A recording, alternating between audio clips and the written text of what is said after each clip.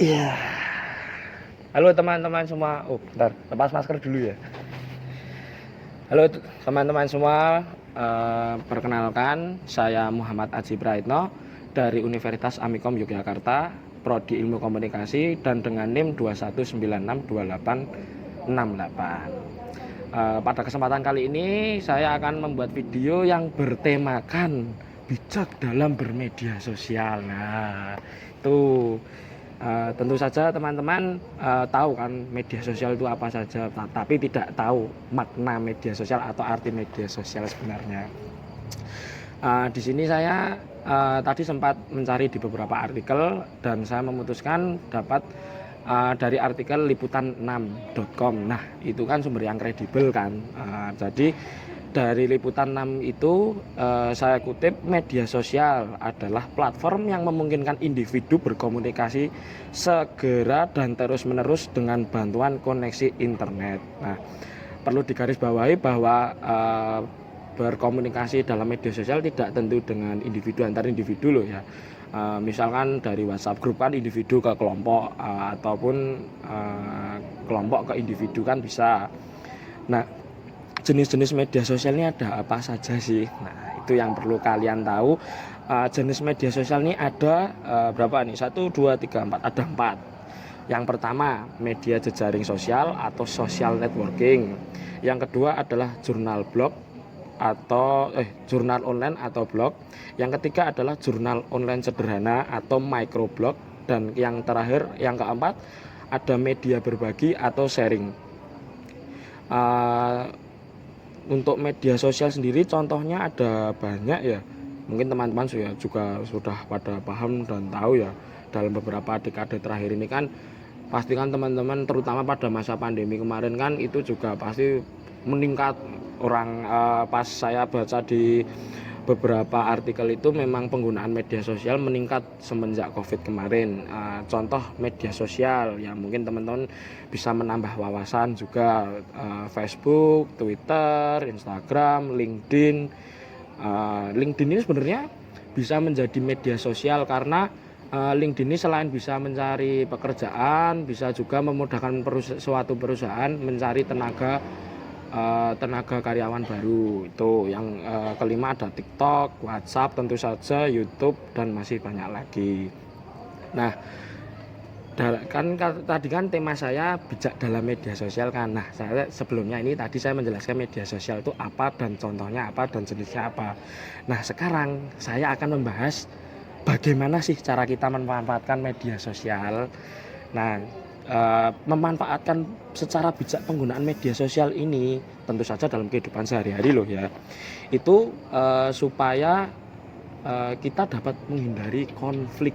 Nah, ini mungkin yang teman-teman belum tahu konfliknya itu apa saja sih. Nah, konfliknya itu bisa saja SARA, itu kan menyangkut berita hoax ya. Terus konflik antar individu, misal mencemooh si B mencemooh si A. Si A tidak terima, mungkin dia mengajak teman-temannya untuk misal menyerang media sosialnya si B ini sehingga reputasinya jatuh. Nah, ini yang perlu digarisbawahi, itu bahaya. Bisa menjatuhkan reputasi seseorang, itu kan sama saja mematikan rezeki seseorang, menjatuhkan reputasi sehingga dia kesulitan mencari pekerjaan. Ya, yang selanjutnya yaitu upaya agar tidak terjadinya pelanggaran kebijakan dalam bermedia sosial. Pasalnya kan belakangan ini pemerintah juga menciptakan undang-undang yang mengatur bijak dalam bermedia sosial. Nah, untuk dari pemerintah kan menciptakan undang-undang. Nah, dari masyarakat sendiri ini mereka menciptakan sebuah laman yang berjudul bernama #bijak_bersosmed. Kalian bisa teman-teman bisa dicek di websitenya #bijak_bersosmed. Itu kalian bisa cari tahu bijak bersosmed itu seperti apa, caranya gimana, terus dan masih banyak lagi bisa teman-teman cek. Nah, untuk upaya pemerintah kan ada undang-undang ITE atau biasa kita sebut UU ITE sebagai bentuk pemerintah memperhatikan para pengguna media sosial di Indonesia. Nah, apa saja sih yang masuk dalam UU ITE tersebut? Dikutip dari Kompasiana, UU ITE tersebut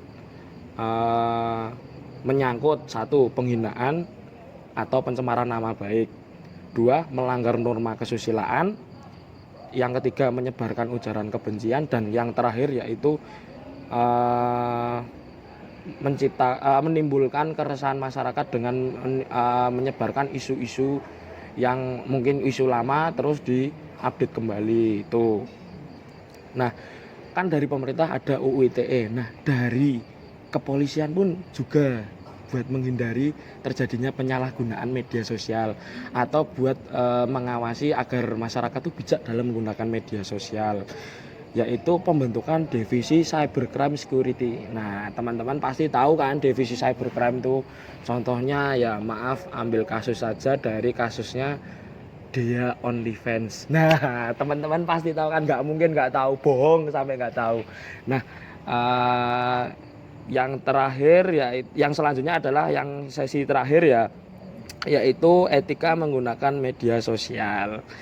Apa saja sih etikanya? Yang pertama, jangan terlalu mudah percaya pada informasi yang disebarkan.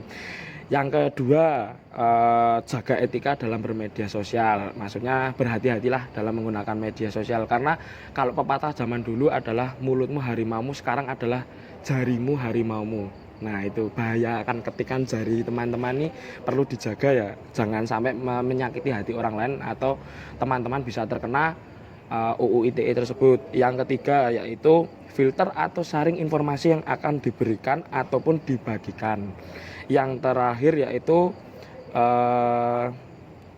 apa nih teman-teman, ini hindari dalam isu-isu sara ataupun menggoreng isu. Nah, dan itu sih menurut saya. Dan yang terakhir yaitu kita memasuki bagian penutup.